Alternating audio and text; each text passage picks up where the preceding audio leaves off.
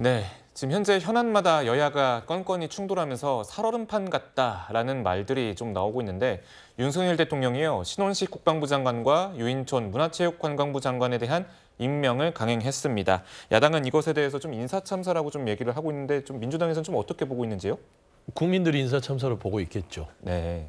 민주당은 정치적으로 주장을 할 수 있어요.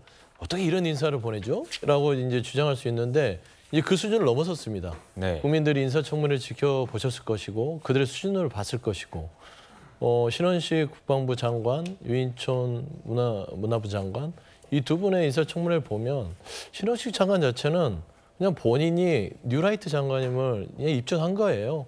12.12 쿠데타는 나라를 구하는 어떤 수준으로 인식하고 있고 1948년이 건국 이념이다라고 이제 주장하는 바고 그다음에 제일 좀 눈에 띄었던 건 본인이 홍범도 장군에 대해서 아직도 공산주의자라는 신념을 버리지 못합니다. 네. 전 이 장관이 된 뒤에 일성이 북한의 어떤 도발에 그냥 즉각 강력하게 대응하겠다. 본인이 전장에 총 들고 나갈 겁니까? 왜 대한민국의 청년들의 목숨을 허투루 아주 신중하지 않게 그렇게 전장에 바치려고 하는 것이죠. 평화를 위한 게 아니라 힘으로 하겠다라는 부분에 있어서는 자격미달인데 대통령께서 워낙 처음부터 인사청문회나 국회의 의견을 존중하지 않는 분이니까요. 유인촌 장관 같은 경우도 그렇습니다. 거짓말했잖아요. 블랙리스트 MB 정부 시절에 없었다. 네. 근데 당시에 블랙리스트 부분이 공소시효가 끝난 것이고 블랙리스트 때문에 많은 공무원들이 존재하기 때문에 처벌을 받은 거예요. 본인만 안 받았지. 있어요. 근데 본인이 없었다고 하는 것은 국민들한테 그게 뭔가 찔리니까 거짓말을 했음에도 불구하고 윤석열 대통령께서는 의회나 국민들의 눈엔 안중도 없으니 임명하셨죠. 그래서 이 두 사람 부분을 인정하는 자체는 이미 인사참사로서 끝난 것이고 대통령 마음대로 하시는 거니까 하시는데 한 가지 부탁드리고 싶은 건 한동훈 법무부 장관은 뭐 하는 것이죠? 인사검증을 책임진 법무부 장관께서는 도대체 어떤 검증을 하는 겁니까? 라는 차원에서는 진짜 인사검증 시스템 말로만 하지 말고 좀 제대로 된 인물들을 좀 보내줬으면 좋겠다라는 좀 비판을 안 드릴 수 없다. 그런 말씀 드립니다. 네, 정부 여당에서는 또 제대로 된 인물을 추천하지 못한 책임도 있다. 하지만 또 이 야권이 이재명 방탄 그리고 이재명 대표의 정략적 위치 때문에 일일이 국정에 좀 제동을 걸고 있다, 발목 잡기를 하고 있다 이런 불만도 있는 것 같습니다. 저기 우리나라 국회가 욕을 많이 얻어먹는데요. 이렇게 이번 국회만큼 이렇게 저는 국회가 망가진 그런 게 처음 봅니다. 옛날에 제가 존경하는 박재동 의원이라고 있잖아요. 이분이 1995년에 노태우 비자금 4천억을 폭로할 때요. 그때 은행 계좌 있잖아요. 계좌 하나를 들고 나서 흔들었습니다. 이게 국회의원이에요. 폭로를 하려면 뭔가 근거 하나는 가지고 흔들어야 되잖아요. 근데 예를 들어 김행 이분이 코인 했다는데 그 코인 거래 내역 한 장 흔들면서 해야 되잖아요. 근데 말도 안 되게 가짜뉴스로 질문을 했지 않습니까? 아니 후보자가 허위하면 위정으로 고발하는데 국회의원이 허위로 질문하거나 가짜뉴스 퍼뜨리면 이 국회의원들 어떻게 처벌해야 됩니까? 저는 정말 국회가 이렇게 증거도 없이 가짜뉴스의 온상으로 변질해버린 수준이 너무 떨어진 거예요. 블랙리스트 때문에도 그래요. 옛날에 지금 박영수 특검이 구속이 됐어요.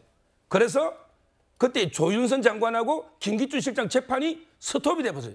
국민 돈 수백억이 들어간 특검이 지금 재판이 올 스톱돼가 여직원 한 명 있습니다. 이 심각한 문제입니다.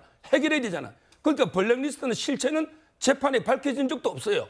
근데 유인촌 장관이 무슨 블랙리스트 했습니까? 지금 조윤선이나 김기춘 실장 재판도 올 스톱돼 있거든요.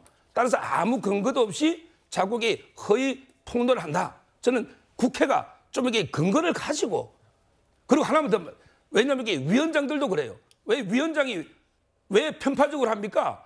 지금 우리도 앵커 두 분이 있고 보수 진보 패널이 있으면 앵커는 중립을 지키는 거잖아요. 근데 위원장이 사퇴를 해라 마라 이게 무슨 위원장입니까? 그러니까 김영 후보 나간 거 아닙니까? 이런 게 저는 문제라는 거예요. 네. 뒤에서부터 좀 발언권을 좀 주시면 좋을 것 같아요. 네, 간단히 여기 앵커분들은 중립을 잘 지키죠. 근데 안 지키는 앵커 많더라고요. 저 경험해 보니까 그럴 때마다 내가 뛰쳐나가야 됩니까? 저기 패널의 주랭랑이라도 칠까요? 그런 태도를 하면 안 되는 거죠. 두 번째, 유인촌 장관이 블랙리스트 없다고 그랬잖아요. 저는 문건을 들고 있습니다.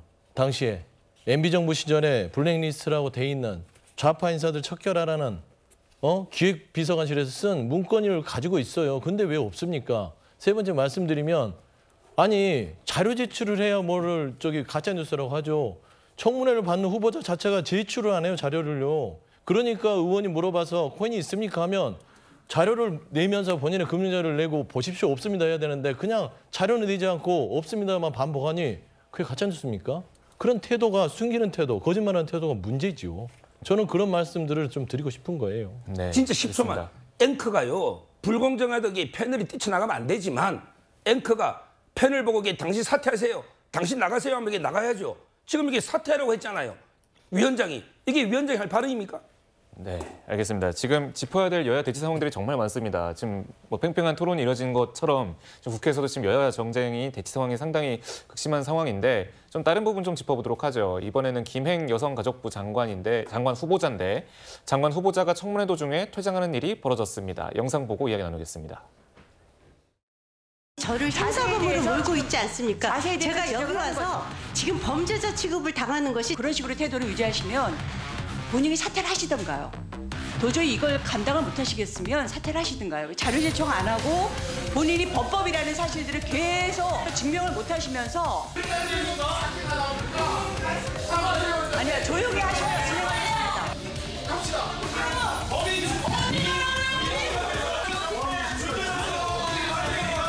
조용히 하세요. 후보자 앉으세요. 후보자 앉으세요.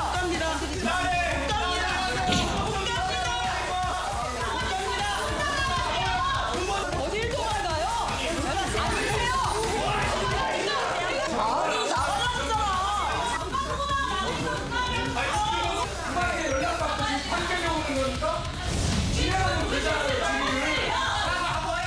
즉각 사퇴해야 맞고 이렇게 짐 싸고 나갔으니 대통령은 철회해야 합니다. 유행어가 나왔습니다. 김행의 주랭랑, 김행랑 이렇게도 나오고요. 행방불명됐다. 김행방불명. 네, 김행랑이라는 용어까지 나왔습니다. 구자홍 차장님. 근데 김행 장관 후보자가 청문회 도중 퇴장한 다음에 지금까지 모습을 안 보이고 있는 건가요? 네, 그러니까 국회 인사청문회가 이제 파행으로 치닫는 모습은 여러 번 봤습니다만 이렇게 후보자가 그 청문회가 끝나기 전에 이제 그 자리를 비우는 이런 모습은 굉장히 좀 이례적인 모습인데요. 네. 그러니까 저는 이것은 여러 가지 이제 책임 소재는 따져볼 필요가 있어 보입니다만 이런 모습을 보이는 것 자체가 국민들에게 여야 정치권이 큰 실망을 좀 안겨준 것이 아닌가 하는 생각이 듭니다. 저는 이제 국회 인사청문회의 취지에 맞게 인사청문회가 진행이 됐는가 이거에 대해서 먼저 좀 따져볼 필요가 있어 보입니다. 인사청문회를 하는 이유는 공직 후보자가 그 공직을 책임 있게 이 직을 완수할 수 있는지 정책적 능력 그리고 도덕적 도덕성 이걸 검증하는 자리인데 이번 인사청문회를 보면 그 공직 후보자의 과거 살아온 이력에 대해서 뭔가 공격을 하고 또 그거에 대해서 의혹을 제기하고 그런데 그 의혹이라는 것이 근거 있는 의혹이라기보다는 일방적인 정치 공세에 가까운 이 의혹 제기였기 때문에 굉장히 시작부터 어떤 고성이 오가고 논쟁이 오가는 인사청문회를 시작을 했습니다. 그리고 파행으로 끝나는 당시에는 여야 인사청문위원 간의 어떤 논쟁이 있었던 것이 아니라 인사청문회를 진행을 하고 있었던 권인숙 여성가족위원장께서 공직 후보자에게 그렇게 자료 제출 안 하고 그걸 입증할 자신이 없으면 사퇴하라고 사실상 사퇴를 종용을 하다 보니까 이렇게는 인사청문회가 유지가 되기 어렵다라고 판단한 여당 인사청문위원들이 공직 후보자와 함께 퇴장을 했고 그 과정에 정회가 이루어졌습니다. 그러니까 회의가 중단된 상태에서 공직 후보자가 퇴정을 한 것이고 1시간 뒤에 이제 다시 속개는 됐습니다만 이 인사청문회법에 따르면 그날 자정까지만 유효하기 때문에 야당이 단독으로 해서 하루를 더 연장을 한 겁니다. 그러니까 절차는 지켰을지 모르겠지만 사실상 여야 합의 없이 파행으로 끝났기 때문에 이거에 대한 책임은 인사청문회를 주관한 인사청문위원장 그리고 여야 위원들에게도 있고 또 정회 기간에 나갔다고 하지만 결국 국민 앞에 모습을 드러내지 않은 이 국무위원 후보자에게도 이 마땅한 비판이 가할 수밖에 없는 상황이 아닌가 하는 생각이 듭니다. 네, 지금 청문회 무용론까지 나오고 있는데요. 지금 제가 대통령실을 취재를 해보니까 김행 장관 후보자 임명을 강행할 가능성이 굉장히 높은 상황이거든요. 그런 상황이라면 윤석열 대통령에게 조금 부담은 되지 않겠습니까? 뭐 제가 보기에 임명 안 할 이유가 하나도 없잖아요. 지금 이게 이분이 뭐 결정적인 한 방이 나왔습니까? 실제 이제 뭐 주식 파킹 이야기하지만 공동 창업자한테도 이게 팔았다가 다시 산 거예요. 공동 창업자한테 파킹할 이유가 없잖아요. 따라서 그것도 이게 말이 안 되고 나머지 의혹들도 이게 전혀 증거가 없는 민주당의 정치 공세에 불과한 거예요. 따라서는 임명은 뭐 너무나 이게 당연한 거고요. 그리고 이제 하나 더 지적하고 싶은 게 왜 여가부가 공약인데 아니 역대 대통령 공약 중에 부처를 없애겠다는 이런 공약도 안 받아준 야당이 있습니까? 우리 정부 조직은 다 이게 일할 수 있도록 해줬잖아요. 저는 빨리 이게 여가부를 없애겠다는 공약이 실현될 수 있도록 야당이 협조해 줘야 된다 이래 봅니다. 네, 지금 이균용 대법원장 후보자 임명 동의안도 부결이 됐습니다. 이 민주당이 부결을 당론으로 채택하면서 국회 문턱을 넘지 못했는데요. 이로 인해서 35년 만에 대법원장 공백이 생겼다라고 얘기가 나오고 있습니다.